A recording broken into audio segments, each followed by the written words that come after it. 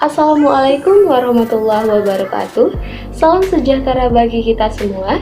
Shalom, Om Swastiastu, Namo Buddhaya, dan salam kebajikan. Halo semuanya, kami dari kelompok 7 kelas Indralaya yang diketuai oleh Yasmin Anisya Aulia, beranggotakan Sylvia Fardatul Rahma, Rizky Amelia, Anissa Septiani, Dini Artauli Pasaribu, dan Nesa Erinda. Nah, kali ini kami akan membahas analisis kurikulum 2013, revisi 2017, Bahasa Indonesia kelas 7, Sekolah Menengah Pertama. Adapun topik-topik yang akan kami bahas pada pembahasan kali ini, yang pertama mengenai latar belakang, yang kedua pengertian kurikulum, dan yang ketiga analisis kurikulum. Langsung saja mengenai latar belakang. Sejak Indonesia merdeka, pendidikan nasional telah menjadi fokus pemerintah. Tujuan dari pendidikan nasional tercantum dalam pasal 3 Undang-Undang Nomor 20 Tahun 2003. Di antara semua pengembangan kurikulum yang dilakukan, ada 3 program studi yang diketahui memiliki waktu pelaksanaan jangka panjang, yaitu kurikulum berbasis kompetensi, yang kedua kurikulum tingkat satuan pendidikan, dan yang ketiga kurikulum 2013 yang kita gunakan hingga sekarang. Nah, materi selanjutnya mengenai pengertian kurikulum. Apa itu kurikulum? Pembahasan ini akan dibawakan oleh saudari Anissa Septiani. Langsung saja kita simak penjelasannya. Terima kasih moderator atas kesempatannya. Sekarang saya akan menjelaskan apa dan bagaimana kurikulum 2013 revisi 2017 tingkat sekolah menengah pertama. Sebelum saya melanjutkan pemaparan saya, apakah teman-teman masih ingat apa itu kurikulum?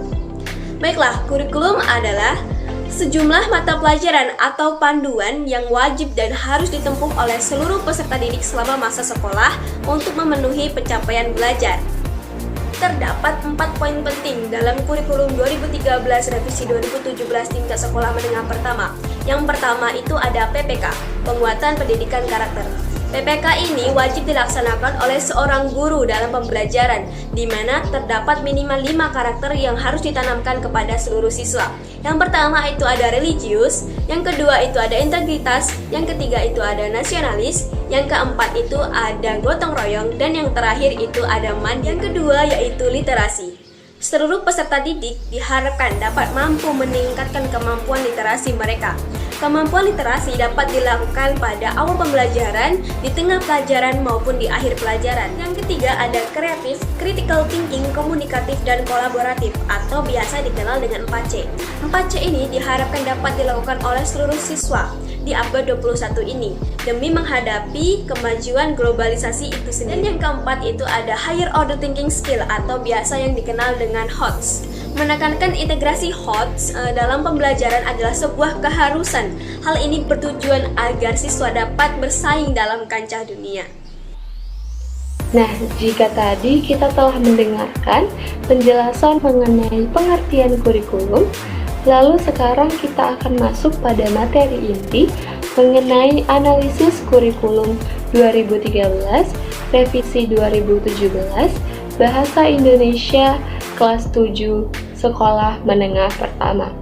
Nah, pembahasan ini akan dibawakan kembali oleh saudari Anissa Septiani. Langsung saja kita simak penjelasannya. Dalam kurikulum 2013 revisi 2017 tingkat SMP pada buku Bahasa Indonesia kelas 7 ini membahas beberapa pengetahuan untuk melatih kreativitas para peserta didik. Di antaranya pada bab teks deskripsi ini siswa diarahkan untuk dapat mengetahui lebih dalam bagian teks deskripsi, menemukan tujuan dan ciri-ciri, menelaah isi teks dan struktur kebahasaan, dan yang terakhir itu bagaimana menyajikan teks deskripsi secara lisan maupun tulisan. Cukup sekian pemaparan materi dari saya kembalikan kepada moderator. Nah, selanjutnya pada materi inti yang kedua, yaitu memahami dan mencipta cerita fantasi.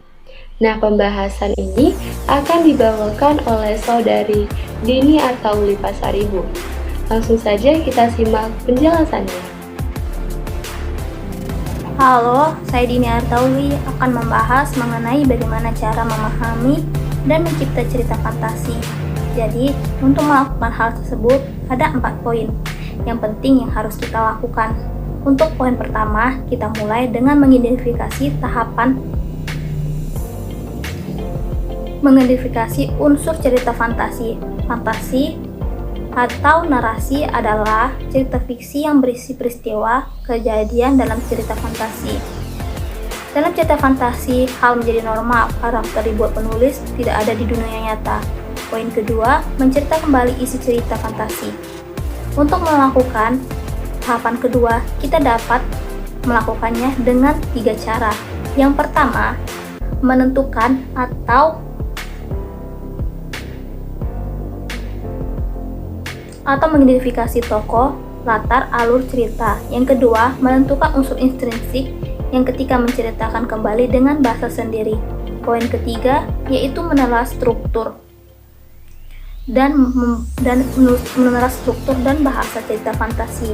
Dalam melakukan tahapan ketiga meliputi 3 cara. Yang pertama, positioning, yang kedua, komplikasi, yang ketiga, solusi. Untuk ciri-ciri unsur kebahasan dari cerita fantasi dimulai dengan A.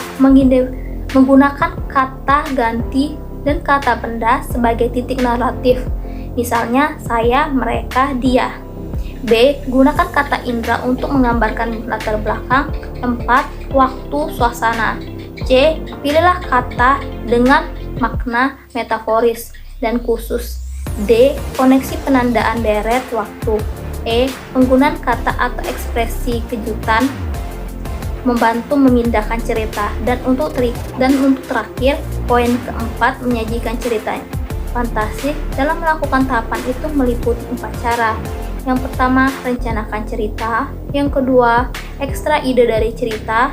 Yang ketiga, buat rangkaian cerita. Yang keempat, kembangkan cerita fantasi. Itu saja, terima kasih. Nah, materi selanjutnya, materi inti kita yang ketiga, yaitu mewariskan budaya melalui teks prosedur. Nah, pembahasan ini akan dibawakan oleh saudari Yasmin Amisya Aulia. Langsung saja kita simak penjelasannya.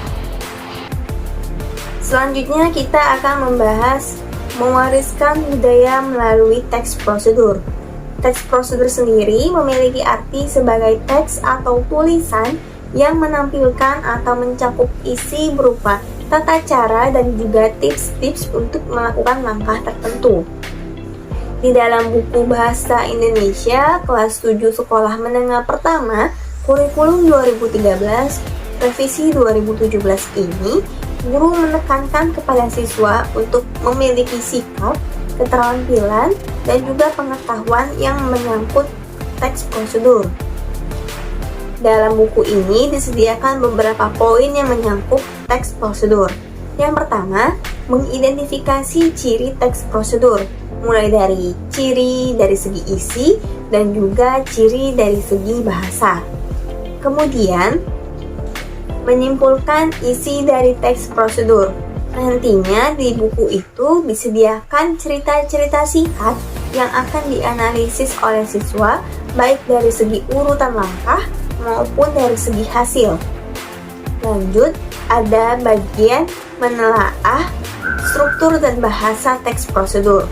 Nantinya guru dapat memberikan pemahaman mengenai penggunaan kalimat perintah ataupun pernyataan dan penggunaan kalimat perintah maupun kata fasif baik menggunakan ketentuan batas maupun tidak menggunakan ketentuan batas.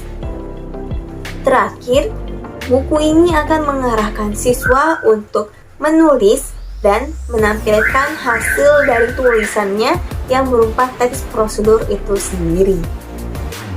Baiklah, kita lanjutkan kembali materi inti yang keempat, yaitu menyibat ilmu dalam laporan hasil observasi. Nah, pembahasan ini akan dibawakan oleh saya sendiri. kita simak penjelasannya. Nah, pada bab ini kita akan membahas mengenai menyibak ilmu dalam laporan hasil observasi. Di sini ada 4 poin yang terdapat pada bab ini. Poin yang pertama, mengidentifikasi hasil observasi. Pada poin ini, nantinya guru akan memberikan pemahaman dan memandu siswa agar aktif dalam menemukan ciri umum teks dan menentukan gagasan pokok. Nah, tentunya pada buku ini telah disediakan cerita-cerita singkat yang akan dipelajari, dianalisis, dan dilaporkan oleh siswa, baik dari segi isi, objek, dan tujuan secara sistematis. Lanjut pada poin kedua, menyimpulkan isi teks laporan hasil observasi yang berupa buku pengetahuan yang dibaca dan didengar. Pada buku ini, nantinya guru akan memperdengarkan atau membacakan sebuah cerita singkat yang akan disimpulkan oleh siswa, baik menyimpulkan dengan diagram ataupun dengan menentukan gagasan pokok. Nah, pada poin ketiga, menelaah struktur dan bahasa teks hasil observasi.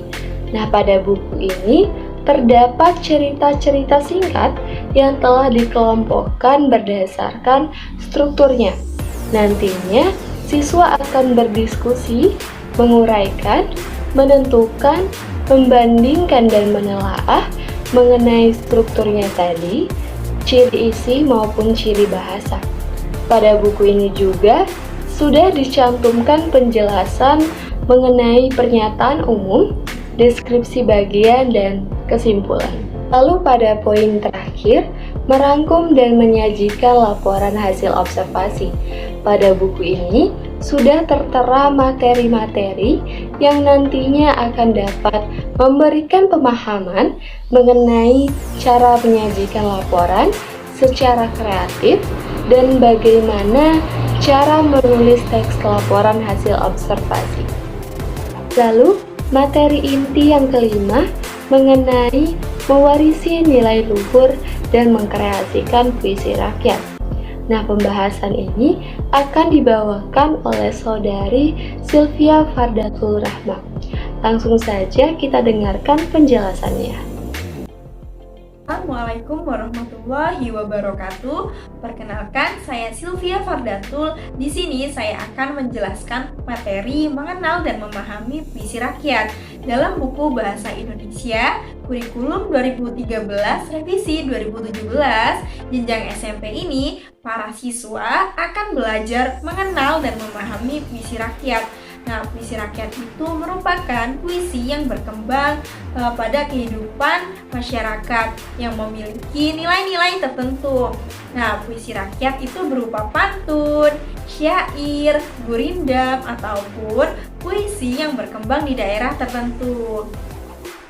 Lalu, para siswa akan diajak untuk mengetahui pengertian pantun, syair, gurindam, beserta ciri-cirinya. Selanjutnya, para siswa akan diajak untuk menelaah struktur dan kebahasaan dari puisi rakyat.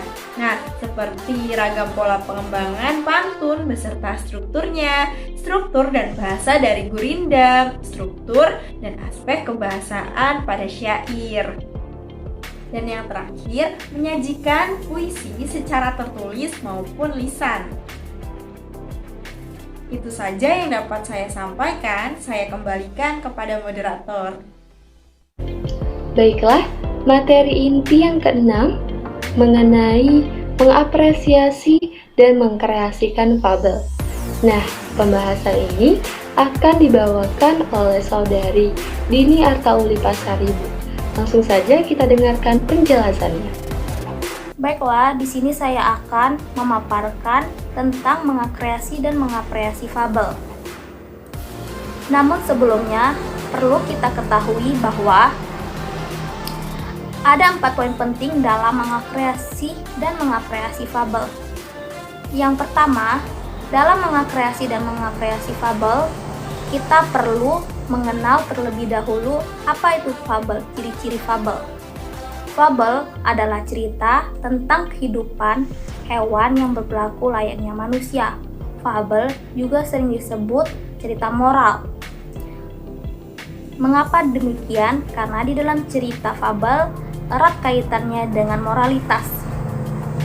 Ciri-ciri umum fabel memiliki ciri-ciri hewan, karakter digambarkan sebagai baik dan buruk, tokoh binatang dapat berbicara seperti manusia.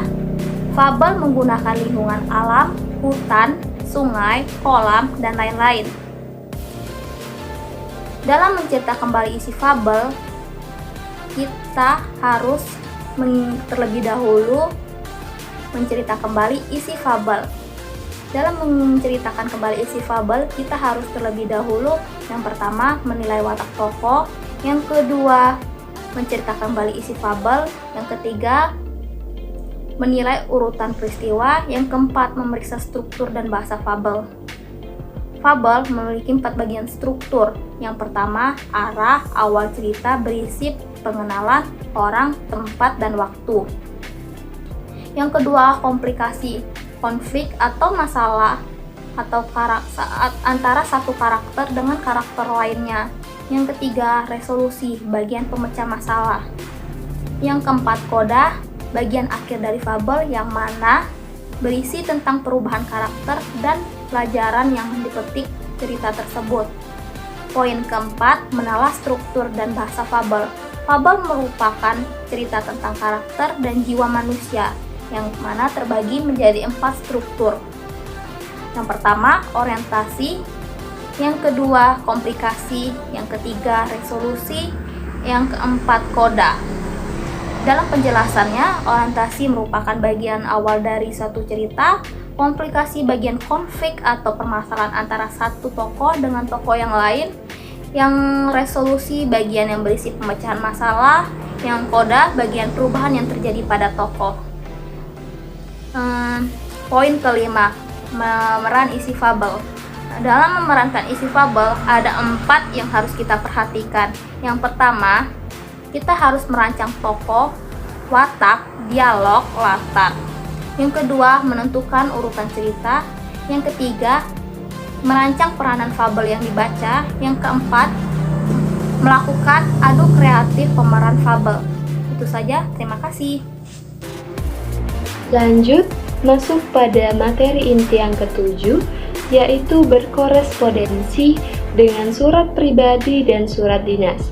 Nah, pembahasan ini akan dibawakan oleh Saudari Nesa Erinda. Langsung saja kita simak penjelasannya. Baiklah, melanjutkan pembahasan dari teman-teman sebelumnya dalam kurikulum 2013 revisi 2017 Bahasa Indonesia kelas 7 Sekolah Menengah Pertama, peserta didik akan berkorespondensi dengan surat pribadi dan surat dinas, serta menjadi pembaca efektif. Mengenai surat pribadi dan surat dinas, dalam kurikulum ini peserta didik diarahkan untuk yang pertama, mengenal surat pribadi dan surat dinas, bagaimana penggunaan bahasa antara surat pribadi dan surat dinas, bagaimana struktur dan teknik penulisannya, serta untuk siapa surat itu ditujukan. Lalu yang kedua, peserta didik juga diarahkan untuk dapat menyimpulkan isi surat pribadi dan surat dinas. Selain itu, peserta didik juga akan diarahkan untuk bagaimana menulis surat pribadi dan surat dinas dalam bentuk kertas atau email. Nah, selanjutnya materi terakhir dari materi inti yaitu menjadi pembaca efektif. Nah, pembahasan ini akan dibawakan kembali oleh Saudari Nesa Erinda. Langsung saja kita dengarkan penjelasannya. Kemudian yang terakhir adalah pembaca efektif. Materi ini mengarahkan peserta didik untuk yang pertama, membaca dan mengenali unsur pembangun buku non-fiksi, lalu merangkum buku, menelaah unsur buku dan membuat komentar, serta yang terakhir mengamati contoh komentar terhadap buku fiksi dan buku non-fiksi. Nah, jadi itulah tadi pembahasan dari kelompok kami mengenai analisis kurikulum 2013, revisi 2017, Bahasa Indonesia kelas 7, Sekolah Menengah Pertama. Semoga teman-teman dapat mengerti dan memahami penjelasan dari kami tadi. dan semoga apa yang kami sampaikan bermanfaat bagi teman-teman sekalian. Terima kasih saya ucapkan. Wassalamualaikum warahmatullahi wabarakatuh. Sampai jumpa di lain waktu.